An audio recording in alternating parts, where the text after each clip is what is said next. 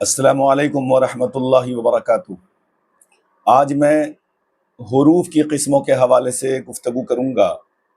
حروف کی قسمیں اکثر امتحانات میں، چاہے اردو کے حوالے سے کوئی بھی ایسا ایگزام جس میں قواعد کے بارے میں پوچھا جاتا ہے، وہ کہیں نہ کہیں کچھ نہ کچھ سوال حروف کے حوالے سے بھی ہوا کرتا ہے۔ تو سب سے پہلے میں الف کے بارے میں بات کر رہا ہوں کہ الف کی دو قسمیں ہیں، ایک الف ممدودہ اور ایک الف مقصورہ۔ الف ممدودہ کو الف ممدودہ کیوں کہتے ہیں، الف مقصورہ کو الف مقصورہ کیوں کہتے ہیں، سب سے پہلے یہ جان لیں۔ دیکھیے، ممدودہ جو بنا ہے نا، وہ اس کا مادہ جو ہے، روٹ ورڈ ہے، وہ میم دال ہے۔ میم دال دال، مد مد من ہوتا ہے کھینچنا، اسی لیے جس الف پر مد ڈالا رہتا ہے وہ الف ایک الف دو الف کے برابر کھینچ کر پڑھا جاتا ہے۔ جیسے میں بولتا ہوں آم، جیسے ایک لڑکی کا نام ہوتا ہے آفرین، ایک لڑکا کا نام ہوتا ہے آصف۔ یہ جو عام ہے، آفرین ہے، آصف ہے، سب پر الف پر مد ہے۔ یہ تمام الف جو کہلائیں گے وہ الف ممدودہ کہلائیں گے۔ وہ الف جس کے اوپر مد نہ ہو تو وہ مقصورہ کہلائے گا، جیسے جاہل ہے، عالم ہے، فاضل ہے۔ لیکن عربی زبان میں الف مقصورہ اس الف کو بھی کہتے ہیں جو ہمیشہ کوئی ایسا اسم، کوئی ایسا نام جس کے اخیر میں یا ہو اور اس پر کھڑا ہوتا ہے الف، اس کو الف مقصورہ کہا جاتا ہے۔ جیسے سلمہ، بشرا، ذکرا، یسرا، ذکرا، یہ جتنے الفاظ ہیں اخیر میں اس کے یا لکھی جاتی ہے اور یہاں پر کھڑا الف دیا جاتا ہے، اس کو بھی الف مقصورہ کہتے ہیں، یاد رکھیے گا۔ اب ہوتا ہے کہ نون کی بھی دو قسمیں ہیں، یہ الف کی بات ختم ہو گئی۔ نون کی بھی دو قسمیں ہیں، ایک نون ظاہر اور ایک نون غنہ۔ نون ظاہر وہ نون جو دیکھنے میں بھی آئے، پڑھنے میں بھی آئے، اور نغنہ جو دیکھنے میں نون کی شکل کی ہوتی ہے لیکن نون کا نقطہ اس میں ڈالا نہیں رہتا ہے، اس کی آواز ناک کے بانسے میں جا کے پھنس جاتی ہے، اسے نغنہ کہتے ہیں۔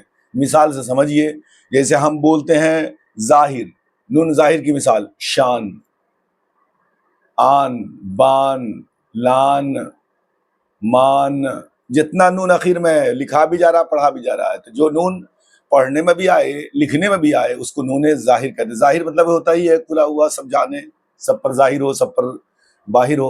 اور نغنہ کا مطلب ہے نون کی شکل کی ہوتی ہے، اس میں نقطہ نہیں ہوتا، جیسے ماں، سب سے بہترین مثال دنیا کی کائنات کی سب سے حسین ترین شے ماں، نغنہ ہے، اس کے اندر نقطہ نہیں ہے، یعنی نون کی شکل تو ہوگی لیکن اس پر نقطہ نہیں ہوگا، وہ نغنہ ہے۔ تو یاد رکھیے گا، نغنہ اور نون ظاہر۔ تیسری بات ہے واو۔ واو کی تین قسمیں ہوتی ہیں، واو معروف، واو مجہول اور واو معدولہ۔ یہ جو واو ہے، واو کی تین شکل ہوتی ہے، یعنی واو کی تین قسمیں ہوتی ہیں۔ ایک واو ہے اس کا نام واو معروف، دوسرا ہے واو مجہول اور تیسرا ہے واو معدولہ۔ کیا ہوتا ہے؟ معروف کا مطلب ہوتا ہے کھینچ کر پڑھا جائے، اس کو کھینچ کر پڑھا جاتا ہے، اور منہ جو ہے، یہ جو لپ ہے، یہ آگے کی طرف بہت نکل جاتا ہے۔ جیسے اگزامپل دیکھیے، ہم بولتے ہیں نور، یہ لڑکی کا بھی نام ہوتا ہے، لڑکا کا بھی نام ہوتا ہے، نور ایک ورڈ ہے، اور اللہ نے خود اپنے نام کے بارے میں فرمایا قرآن میں، اللہ نور السماوات والارض، نور۔ تو نور دیکھیے، نور کھینچ کے پڑھتے، نور، منہ دیکھیے گولا آگے کی طرف نکلتا، نور۔ تو یہ ہے واو معروف۔ واو معروف کا مطلب یہ ہوا کہ ایسی وہ واو جس کو کھینچ کر پڑھا جاتا ہے، جس کے پڑھنے میں منہ آگے کی طرف، مطلب لپ آگے کی طرف، ہونٹ آگے کی طرف نکل جاتا ہے، وہ واو معروف ہے۔ اور واو مجہول کیا ہوتا ہے کہ پوری طرح گول لپ جو ہے، لپ یعنی ہونٹ جو ہے گول نہیں ہوتا ہے۔ جیسے دیکھیے، شور، جائے گا نہیں شور سخن کا میرے ہرگز، میر تقی میر نے کہا تھا، جائے گا نہیں شور میرے سخن کا میرے ہرگز۔ یہ دیکھیں، شور، چور، مور، یہ جتنے الفاظ ہیں نا، دیکھیں کیسے ادا ہو رہے ہیں، بالکل نرمی کے ساتھ ادا ہو رہے ہیں، پوری طرح منہ آگے کی طرف نہیں جا رہا ہے نا، یہ مجہول کی مثال ہے۔ اور واو معدولہ ایسی واو کو کہتے ہیں کہ جو واو لکھی جاتی ہے لیکن پڑھی نہیں جاتی۔ جیسے خواب، خواب میں دیکھیے، خواب، خے واو الف بے، خواب، میرا خواب ہے کہ اردو کا علم پوری دنیا کو دے دیا جائے، اردو کا علم پوری دنیا کے اندر پھیلا دیا جائے۔ خواب نہیں ہے، خواب۔ یہ جو واو ہے لکھا جاتا ہے لیکن پڑھا نہیں جاتا، خواب۔ اسی طرح دسترخوان، کوئی بچے کو نہیں سنا ہوگا دسترخوان بولتے ہوئے، دسترخوان۔ اس کی سب سے سمپل پہچان ہے کہ واو معدولہ جہاں بھی ہوگا اس کے جسٹ بعد الف ہوگا، اور جسٹ اس سے پہلے 99.9% وہ خا ہی ہوگی۔ تو اسی لیے یاد رکھیں گا واو معدولہ یعنی واو معروف جس کو کھینچ کر پڑھا جائے، واو مجہول جس کو کھینچ کر نہ پڑھا جائے، اور واو معدولہ وہ واو جو لکھی تو جائے لیکن پڑھی نہ جائے، ایسی واو کو واو معدولہ کہتے ہیں۔ آگے دیکھیے ہا کی بھی دو قسمیں ہیں، یعنی ہا کی جو نوعیت ہوتی ہے وہ دو طرح کی ہوتی ہے، ایک ہائے ملفوظی، ایک ہائے مختفی۔ ملفوظی کا مطلب یہ ہے کہ وہ ہا جس کو مطلب ظاہر کیا جائے، یعنی جس کا تلفظ کیا جائے، یعنی جب بولنے والا بولے تو سننے والے کو پتا چلے کہ بولنے والا ہا کی ادائیگی کر رہا ہے۔ اگزامپل کے طور پر ہم بولتے ہیں ماہ، میم الف اور گول ہا، ماہ۔ میں ماہ بول رہا ہوں تو سامنے والے جو سامنے وہ سن رہے ہیں کہ سر ماہ میں ہا بھی بول رہے ہیں۔ تو ایسی ہا جس ہا کو کا تلفظ کیا جائے، لفظ کی طور پر اس کو ادائیگی کی جائے، جب بولنے والا بول کر چپ ہو جائے تو سننے والے کو محسوس ہو کہ سامنے والا ہا ادا کر رہا ہے، ایسی ہا کو ہائے ملفوظی کہتے ہیں۔ اور ہائے مختفی ایسی ہا کو، کیونکہ مختفی جو لفظ ہے نا وہ خفا سے بنا ہے، خفا مانے ہوتا ہے پوشیدہ، چھپا ہوا۔ مطلب کہنے کا مطلب لکھی تو جاتی ہے وہ ہا لیکن پڑھنے میں نہیں آتی ہے، ادائیگی میں نہیں آتی ہے۔ مثال کے طور پر آپ نے شبانہ کا نام سنا ہوگا، شبانہ بہت فیمس نام ہے، شبانہ۔ دیکھیے نون کے بعد ہے ہا، رخسانہ، عرفانہ، شاخسانہ، ساحرانہ، عادلانہ، جابرانہ، قاہرانہ، نذرانہ، فاتحانہ، جتنے اخیر میں شبینہ، جتنے الفاظ آپ کو میں بتایا ہوں سب کے اخیر میں ہا لٹکی ہوئی ہے لیکن ہا کا تلفظ نہیں ہوتا ہے۔ جیسے شبانہ لکھنا ہوگا انگریزی میں بھی تو شبانہ، نون اخیر میں ایس، شروع میں لکھے گا SHABANA، ایچ نہیں لگائیں گے کیونکہ یہ ہا لکھی تو جاتی ہے، یہ ہا پڑھی نہیں جا رہی ہے، تو ایسی ہا کو ہائے مختفی کہتے ہیں۔ جیسے کہ لفظ ہے پروانہ، ایک لفظ ہے زمانہ، تو جتنی لفظ ہے یہ جو لفظ ہے وہ لفظ لکھا ہا تو لکھی جاتی ہے لیکن وہ ہا پڑھی نہیں جاتی۔ اگر ہا لکھی بھی ہو پڑھی بھی جائے تو ہائے ملفوظی ہے، وہ ہا لکھی تو جائے لیکن پڑھی نہ جائے اسے ہائے مختفی کہتے ہیں۔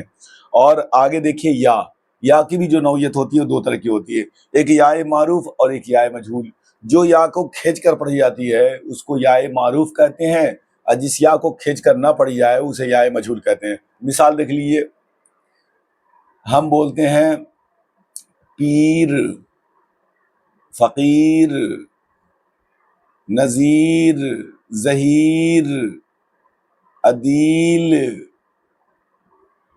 یہ جتنا لفظ ہے اس میں یا جو لکھی ہے وہ یا کھینچ کر پڑھی جا رہی ہے، تو وہ یا جو کھینچ کر پڑھی جاتی ہے اس کو یا معروف بولتے ہیں۔ مجہول کو دیکھیے، جیسے ہم بولتے ہیں شیر، جنگل والا شیر، یہ شیر لکھا جا رہا ہے شیر لیکن اس کو ہم شیر نہیں پڑھ رہے ہیں، شیر۔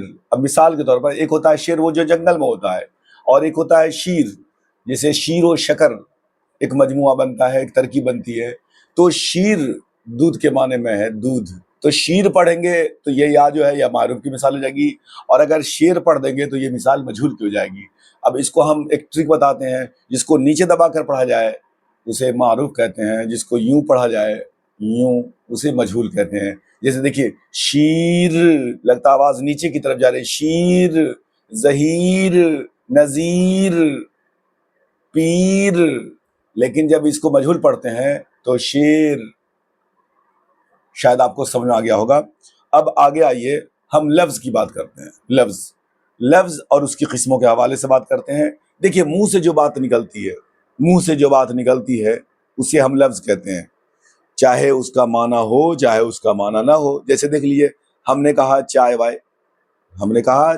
وائے، چائے بھی بولا وائے بھی بولا، تو چائے کا کوئی نہ کوئی معنی ہے، اس کو بولیں گے کہ یہ تو صحیح لفظ ہے لیکن وائے کا کوئی معنی نہیں ہے، تو یاد رکھیے کہ معنی کے اعتبار سے لفظ کی دو قسمیں ہیں. بس اتنا سمجھے، منہ سے جو بھی نکلے گا منہ سے وہ اسے لفظ کہتے ہیں. جو بھی منہ سے آواز نکلے، انسان کے منہ سے جو بھی آواز نکلے اسے لفظ کہتے ہیں. اور لفظ جو ہوتا ہے معنی کے اعتبار سے دو طرح کا ہوتا ہے. اگر اس کا کوئی نہ کوئی معنی ہوگا تو اس کو موضوع بولیں گے، میم واو زاد واو عین موضوع. اور اگر نہیں نکلے گا کوئی معنی تو اس کو بولیں گے محمل. محمل نہیں بولیں گے، محمل. تو ایک لفظ ہوتا ہے معنی کے اعتبار سے لفظ کی دو قسمیں ہوتی ہیں، ایک موضوع اور ایک محمل. موضوع کا مطلب یہ ہے کہ وضع کرنے والے نے، بنانے والے نے، اس لفظ کا استعمال کرنے والے نے اس لفظ کو کس معنی کے لیے بنایا تھا. اس کو ہم دوسرے لفظوں میں یہ کہہ سکتے ہیں کہ وہ لفظ جس کا کوئی نہ کوئی معنی موجود ہو. جیسے میں نے کہا قلم، قلم میں نے بولا تو قلم یہ مراد ہو گیا. میں نے بولا چشمہ تو یہ چشمہ مراد ہو گیا. تو کہنے کا مطلب جو بھی میں نے بولا پیپر ویٹ تو یہ مطلب ہو گیا. میں نے کہا سر تو یہ مراد ہو گیا. یعنی کہنے والے، بولنے والے نے جیسے بولا، سننے والے کو اس کا معنی معلوم ہو جائے یا اس کا معنی معلوم ہو تو اس کو بولتے ہیں یہ موضوع لفظ ہے. محمل کیا ہے؟ جیسے ہم نے کہا روٹی کے ساتھ بولے ووٹی، روٹی ووٹی، کپڑا وپڑا، ہے نا، چائے وائے، یہ تمام چیزیں ہیں. قلم ولم، یہ قلم تو ٹھیک ہے، ولم کیا ہوتا ہے؟ ولم، قلم ولم، یہ سب چیزیں. کپڑا کے ساتھ بول دیا ہم وپڑا، کپڑا وپڑا لے آؤ جاؤ. قلم ولم، تو قلم کا تو معنی ہے، ولم کا کوئی معنی نہیں ہے. چائے کا مطلب ہے، وائے کا کوئی مطلب نہیں ہے. تو جو لفظ لگے دیکھنے میں لفظ ہے، اب دیکھیے وائے، واو الف حمزہ یا وائے ہے، دیکھنے میں تو لفظ لگ رہا ہے لیکن معنی نہیں ہے، اس لیے اس کو بولیں گے محمل. تو یاد رکھیے گا کہ جو لفظ کا معنی ہوتا ہے، لفظ دو طرح کا ہوتا ہے، یا تو اس کا معنی ہوگا یا اس کا معنی نہیں ہوگا. اگر معنی ہوگا تو اس کو موضوع بولیں گے، معنی نہیں ہوگا تو اس کو محمل بولیں گے. جیسے موضوع کی مثال چائے ہے، محمل کی مثال وائے ہے. اب دیکھیے لفظ موضوع، جو لفظ جس کا کوئی نہ کوئی معنی تھا، اس کی بھی دو قسمیں ہیں، ایک ہے مفرد اور ایک ہے مرکب.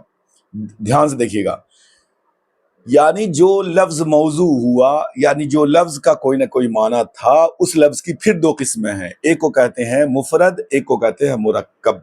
مفرد کا مطلب ہوتا ہے تنہا، مرکب کا مطلب ہوتا ہے ترکیب دیا گیا، یا عام لفظوں میں سمجھیے کہ ایک سے زیادہ معنی، ایک سے زیادہ لفظوں کا مجموعہ. مرکب ابھی میں بتا رہا ہوں کہ اکیلے اور تنہا معنی دینے والے لفظ کو مفرد کہتے ہیں. اکیلا ہو اور تنہا ہو اور وہ بھی معنی دے تو اس کو ہم بولتے ہیں مفرد. جیسے مثال کے طور پر ہم بولتے ہیں گھر، ہم بولتے ہیں مکان، ہم بولتے ہیں دکان، ہم بولتے ہیں کتب خانہ، ہم بولتے ہیں لائبریری. تو اس سب کا معنی ہے اور یہ اکیلا لفظ ہے. کتب خانہ میں دو لفظ ہے، کتب خانہ کی مثال ہم مرکب میں دیں گے. بس اتنا سمجھے، گھر ہے، مکان ہے، دکان ہے، یہ ساری مثالیں جو ہے یہ مفرد کی ہے. مرکب کس کو بولتے ہیں؟ جو دو لفظوں سے مل کر بنتا ہے، دو لفظوں کو ملا دیا، اس سے جو لفظ بن گیا اس کے مرکب کہیں گے. جیسے دیکھیے کتب خانہ، کتب خانہ، ایک ہے کتب ایک ہے خانہ، یہ دو لفظ الگ الگ تھا، دونوں کو ملا دیا تب بتایا نا، دو لفظوں کے میل سے جو لفظ بنتا ہے، دو لفظوں کے میل سے جو لفظ بنتا ہے اسے مرکب کہتے ہیں. کتب خانہ ہے، گلستان ہے، بوستان ہے، یہ جتنے الفاظ ہیں، ٹھیک ہے، یہ تمام الفاظ مرکب ہیں. مرکب ایسے الفاظ کو کہا جاتا ہے جو ایک لفظ سے زیادہ ہو. جیسے کتب خانہ، گلستان، گل پلس سیتا، بوستان، بو پلس سیتا. میرے اس لائبریری کا نام شہر علم ہے، تو دیکھیے یہ بھی مرکب ہے. ایک ہے شہر اور ایک ہے علم، دونوں کو ملا دیا تب بن گیا شہر علم. تو پوچھیں گے کہ قواعد کے اعتبار سے یہ کیا ہے، تو بولیں گے مرکب ہے، کیونکہ یہ دو لفظوں کا مجموعہ ہے. امید کہ ہماری بات آپ لوگوں کو سمجھ میں آ گئی ہوگی، اور آپ لوگ سے درخواست ہے کہ آپ لوگ تو سبسکرائبر کر ہی دیے ہوں گے، کیونکہ اتنا اچھا ویڈیو پورے یوٹیوب چینل پر انشاءاللہ نہیں ملے گا. اس بات کا مصنف کو اور بنانے والے کو دعویٰ ہے، اور آپ کو انشاءاللہ یہ ویڈیو ضرور فائدہ پہنچائے گا. لیکن اگر آپ غور سے سنیں گے، لیکن وہ تبھی آپ کو فائدہ پہنچائے گا جب آپ کے پاس نوٹیفیکیشن آئے گی، اور نوٹیفیکیشن کے لیے آپ کو سبسکرائبر کرنا پڑے گا اور لائک کر دیں گے، تاکہ ہماری جو ٹیم ہماری ویڈیو بناتی ہیں ان کو اچھا لگے گا. کیونکہ انسان ایک حوصلے سے، ایک لائک سے کچھ نہیں ہوتا، لیکن آپ کے لائک سے کسی کا حوصلہ بڑھ جاتا ہے، اسے موٹیویشن ملتا ہے. تو آپ کو ضرور یہ سب بھی کام انجام دینا چاہیے، تبھی آپ آگے، کیونکہ جو دوسرے کے لیے بہتر کرتا ہے خود اس کے لیے اللہ بہتر کرتا ہے. تو آپ چینل کو سبسکرائب بھی کریں، لائک بھی کریں، اور اپنے تمام اردو دوستوں والوں سے، چاہے وہ فیملی ممبر ہوں، دوست ہوں، احباب ہوں، زیادہ سے زیادہ شیئر کر دیں۔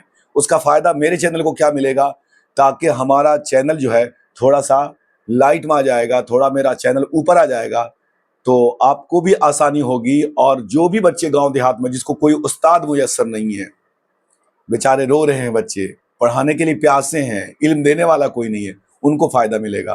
تو آپ صرف اس کو صدقہ جاریہ سمجھ کر اس کو شیئر بھی کریں اور لائک بھی کریں، اور زیادہ زیادہ اس چینل کو عام کریں، تاکہ اردو کی جو فیض ہے وہ پوری دنیا کے کونے کونے پر، یہاں سے لے کر سوئٹزرلینڈ تک، عرب کے گوشے گوشے تک، اور دنیا کے کونے کونے تک، بلکہ جہاں آدھا ٹائم رات ہوتی ہے اور آدھا ٹائم دن ہوتا ہے، ہر وہ جگہ میرا چینل پہنچ جائے۔ میری امید ہے کہ، اور مجھے یقین ہے کہ آپ ایسا ضرور کریں گے۔